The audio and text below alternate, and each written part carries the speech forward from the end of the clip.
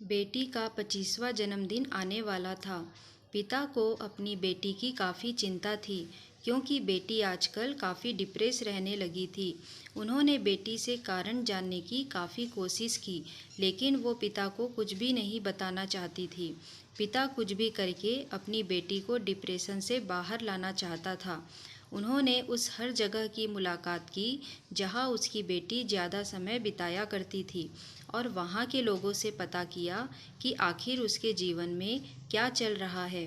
पिता को इस बात की जानकारी हुई कि उसकी बेटी जहां पर काम करती है, वहां उसके ऊपरी अधिकारी उसके काम में अक्सर गलतियां निकालते रहते हैं और उसे डीमोटिवेट करते रहते हैं।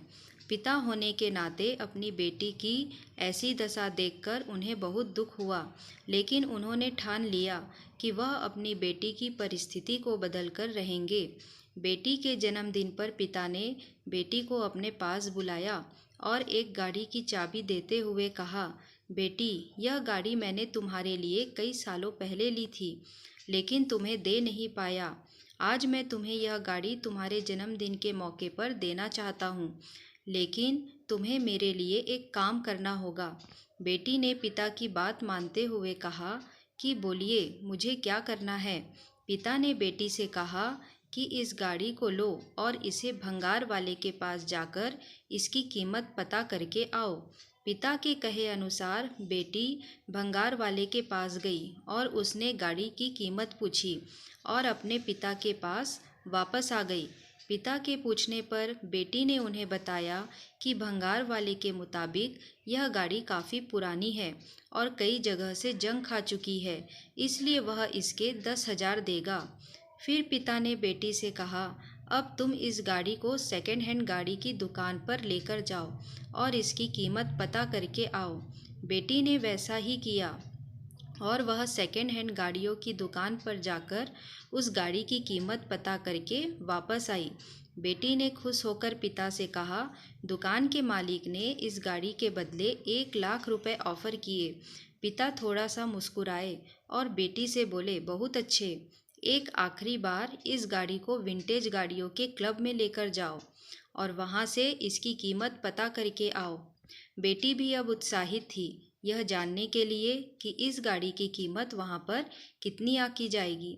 कार क्लब से वापस लौटी बेटी आश्चर्यचकित थी। वह आते ही अपने पिता से बोली, पिताजी, यह कितनी अचरज की बात है कि जिस गाड़ी को भंगार वाला 10,000 का बोल रहा था, उसी गाड़ी को खरीदने के लिए कार क्लब में लोग बोलियां लगाने के लिए तैयार थे। उनके हिसाब से यह गाड़ी काफ़ी विंटेज है और रेयर भी है।